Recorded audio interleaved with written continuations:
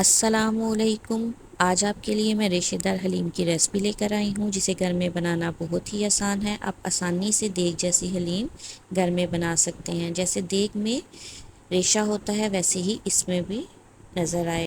गंदम का दलिया 1.5 पाव के करीब, चने की दाल 1 पाव के करीब और बाकी तमाम दालें आधा पाव लें। दालों को अच्छी तरह धोने के बाद मैंने इसे रात को ही भिगो दिया था। दालों में 3 तेज़पात और 2 टेबलस्पून नमक डाल के इसे पकने के लिए रख देंगे, ताकि दालें अच्छी तरह गल जाएं। दलिए को भी अच्छी तरह धोने के बाद रात भर के लिए भिगो दिया था। दलिए को हम अलग से बॉईल करेंगे। इसमें 1 टेबलस्पून नमक शामिल करेंगे और बॉईल होने के लिए रख देंगे। 1.5 पाव के करीब ऑयल शामिल करेंगे और गर्म होने के बाद इसमें 3 मीडियम साइज़ के प्याज बारीक स्लाइस में कट करके वो शामिल करेंगे। प्याज को हमने बहुत अच्छे से गोल्डन कलर में ब्राउन करना है और उसके बाद 4 टेबलस्पून लहसुन अदरक की पेस्ट शामिल करेंगे और इसे 2 से 3 मिनट फ्राई करेंगे।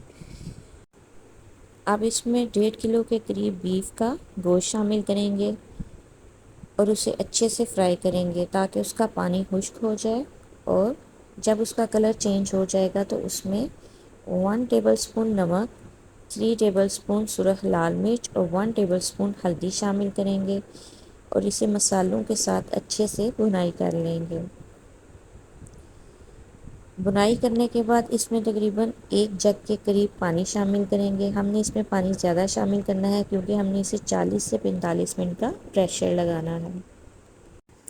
यहाँ पे गोश्त बहुत अच्छे से गल चुका है, इसको ऑयल हम सेपरेट कर लेंगे और 3 टेबलस्पून दही शामिल करके इसका पानी खुश्क करेंगे। दालें गल चुकी हैं, इसी में हम दलिया शामिल करेंगे और अच्छे से घोट लेंगे। दही का पानी खुश्क हो चुका है और गोश्त की भी अच्छे से बुनाई कर लेंगे। उसके बाद इसका पोटैटो मैशर की मदद से रेशा रेशा अलग कर लेंगे। आपको जो इजी भी लगे आप उस तरह रेशा अलग कर लें। बेसिक मकसद इसका रेशा अलग करना है। रेशा अलग करने के बाद इसको दाल में शामिल कर लेंगे और अच्छे से मिक्स कर लेंगे। मिक्स करने के बाद इसमें चंद मसाले ऐड करेंगे, जिसमें चाट मसाला 1 टेबलस्पून, 3 टेबलस्पून धनिया पाउडर और 1 टेबलस्पून जायफल जावित्री का पाउडर शामिल करेंगे।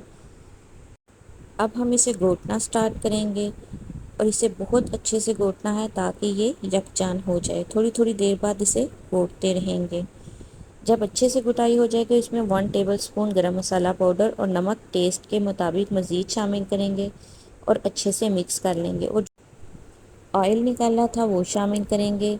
बारीक कटी हुई अदरक और हरी मिर्चें शामिल करेंगे और ढेर सारा पुदीना शामिल करेंगे। पुदीने का बहुत अच्छा टेस्ट हलीम में आता है और अच्छे से मिक्स कर लेंगे। हमारी मज़ेदार देगी हलीम तैयार है। आप इस रेसिपी को ज़रूर ट्राई करें। अगर आपको मेरी रेसिपीज़ अच्छी लगें तो मेरे चैनल को सब्सक्राइब करें और अपने फ्रेंड और फैमिली के साथ शेयर करना मत भूलें।